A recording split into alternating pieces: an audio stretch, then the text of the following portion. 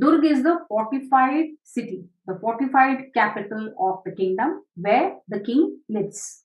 And for this state, for the state as it existed during that time, this is of crucial importance because this is the security also of the king.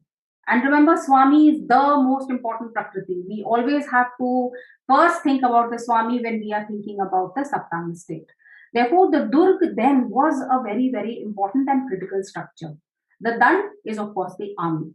We will look at the Durg first because it's of less importance and we can, just consider it in 5 minutes. The Durg is supposed to be a series of forts, one in the center where the king lives, and also a series of forts around the frontier. These are envisaged as of 4 different types. And how are these types organized? According to geography. So you have water forts, you have mountain forts, you have desert forts, and you have forest forts.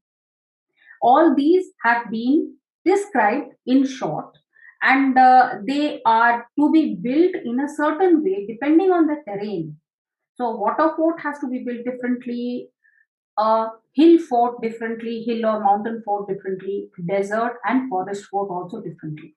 Unfortunately, in the Arthashaastra itself, specific details of how to build these forts is not there. Although, if any of you remembers, the forts built in the water by Shivaji Maharaj are still extant and still famous. So you do know, and we have discussed that many of the Kautilyan principles have been followed much later by many of our esteemed rulers later, whether it be the Vijayanagar kingdom or whether it be Shivaji Maharaj. So also cast your mind onto the map of India. When you look at the map of India, you see that the peninsular shape is all surrounded by water.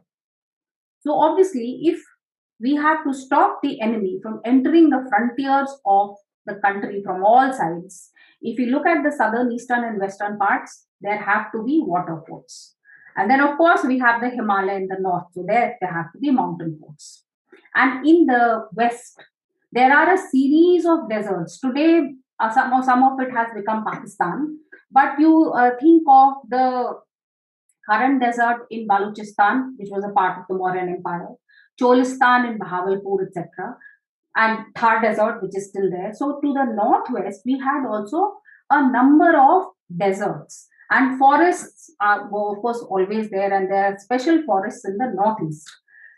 So, the description of these forts, the different kinds of forts which are to protect the country, which are to protect the Janpad, does seem to have a kind of relationship with the geography of the Indian subcontinent.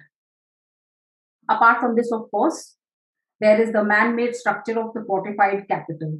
The natural frontiers are to have some kind of use of the forces of nature and the geographical features.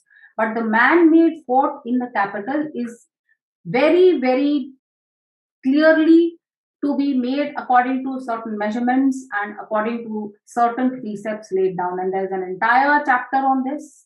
And you can read the chapter of the Arthashaastra and know each and every detail of the way this fort was to be constructed.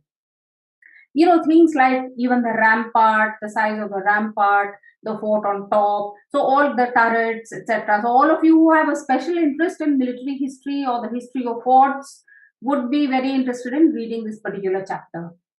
Now, Mauryan forts today are not extant because all those forts, either they were built up and other kingdoms came and built their own things over it, or they have simply disintegrated. However, in one place, that is near Lake Sudarshan, there is an extant fort, and that is a mountain fort of the Mauryans, perhaps the only example which is even slightly standing.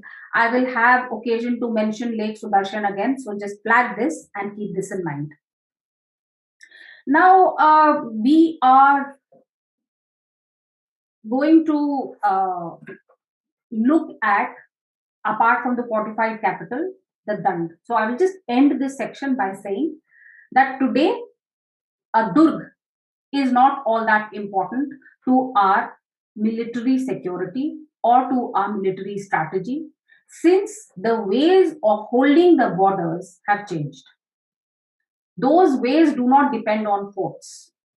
Modern border protection is done in totally different ways. So perhaps forts are something which are of interest in terms of people who are interested in history and in the military past, etc.